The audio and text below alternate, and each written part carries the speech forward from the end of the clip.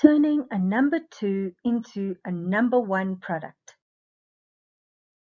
Syndicate 2 have chosen to solve for SDG 7.1 with a focus on target 7.1.2, which is to increase the proportion of population with primary reliance on clean fuels and technology. Access to modern forms of energy continues to elude most households in sub-Saharan Africa, and only 30% of the population has access to electricity, whilst 90% relies on traditional fuels for cooking and heating. The question to then ask is whether the SSA can provide access to modern energy services for its entire population by 2030. Our problem statement: lower income households in South Africa do not have access to clean energy sources. Our data is gathered from Diepsloot Township, which is in Johannesburg. The Syndicate leveraged similar studies that were conducted in 2021 by Syndicate 1 and Syndicate 5, who also focused on the same SDG in the same township. We will focus on the households, which includes RDP homes, shacks, and backrooms. The data was gathered through semi-structured interviews and focus groups. In terms of our objectives, we focused on 4. Affordability, which was to look at the level of affordability in the community. Access, energy mix, which looked at what energy sources exist, clean and unclean, and energy uses, what they're used for. Our respondents shared their lived experiences with us. This slide highlights exactly what they said in their own words. For instance, they shared that in terms of an unavailability of energy, I only have electricity once or twice, and then it is off again for 2 to 3 weeks. In terms of impact, they shared the following. Paraffin is a problem because I have a 7-year-old who was born with a lung problem. They also shared with us at the house, we buy electricity for 600 and it doesn't last for a month. What stood out for us was the following quote. When I'm using paraffin stove, I make sure that my kids go outside until I finish using the stove. It doesn't matter whether it's cold, hot, or raining. We've created a journey map that demonstrates the steps that our respondents go through when there is no electricity in their area. We've created a persona called Nosipho and highlighted the steps with her feelings. For instance, I am diligent in contributing to buy electricity each month. This makes me feel powerless because I know it won't last. The 4th step. Most times I am forced to use unclean sources such as paraffin. This makes me feel hopeless because I know it's not safe for my children. The last step. If all else fails, I gather wood from the nearby bush. This makes me feel desperate because I know that the fumes and Diepsloot is not safe. The syndicate then went on to look at what are existing solutions that are available in the market. We discovered that there are LPG gas solutions, electricity, and solar, but they do have shortcomings. For instance, LPG gas has a challenge of flexible refueling, and affordability is an issue. Solar, on the other hand, has high infrastructure costs and ongoing maintenance, and does not always generate enough power. What inspired us, though, from these key insights was the following. Accessibility will be important for our solution. Finding solutions that are close to home will be very, very critical. We also discovered that we've got to keep it simple and not complicated at all. In developing the solution, we looked at what is available in the community that can be used to sustainably provide an alternative for their energy needs. We identified that the community had a waste management challenge. The community currently uses public mobile toilets and community toilets provided by the government. Additionally, due to the lack of drainage systems, wastewater and rainwater is not disposed of effectively. Our solution is a small-scale biogas plant that will be piloted in Diepsloot using the waste to produce gas.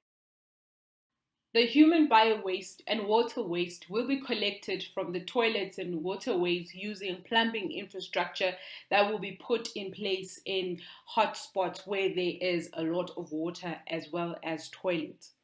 The bio-waste will then be transported into a biodigester through pipes. The bio-waste will then be processed to produce gas. The generated gas will be stored in biogas buffers where it will be treated and compressed. Using gas pipes, the gas will be surfaced and packaged into cylinders to be distributed.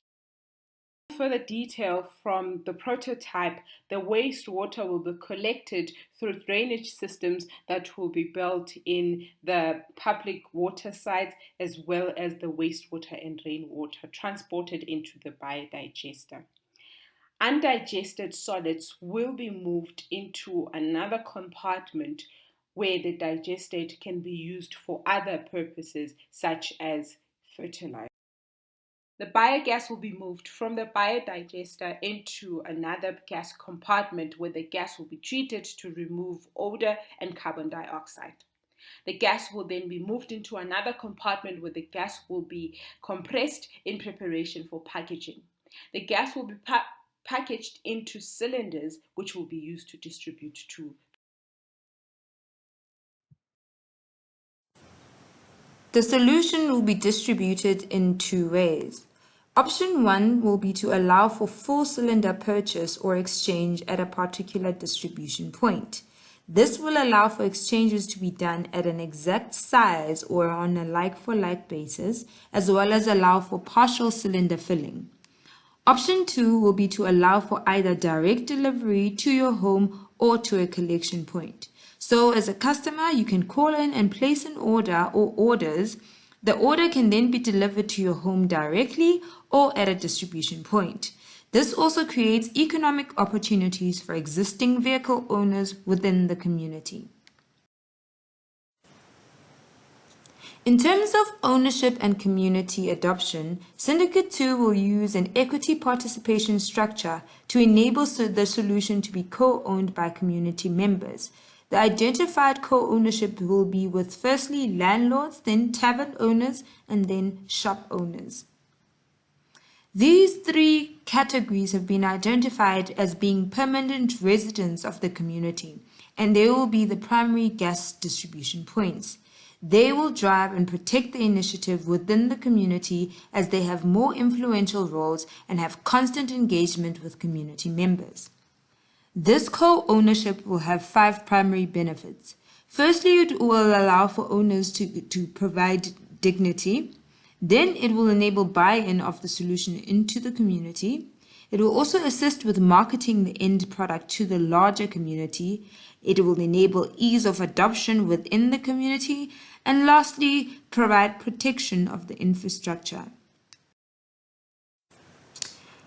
To test the viability of the solution, we approached a property owner who owns a few properties in Diepsloot and Olivenhout-Bosch, 2 similar townships within the same market. He then conducted a user survey to gauge the willingness of both communities to switch to using biogas as a source of cooking and heating energy. A sample of 3 groups were collected: 2 property owners, 12 property lessors, and 20 property lessees. A general outcome of the engagement was as follows. 70% of property owners were willing to switch to biogas as they could see the long-term benefit in terms of cost saving. The property owner group highlighted, however, the cost of conversion as a concern. 60% of the lessors felt that the initial input cost was a barrier to them, and it added no value to their property portfolio and would not attract more lessors, while the other 40%, which we are appealing to, felt as though it might be an attractive value proposition as it might be charged at an added service. 90% of the lessees were interested and showed positive response as this will reduce their cost of living substantially. Electricity was identified as one of the major contributions in the high cost of living, especially for cooking.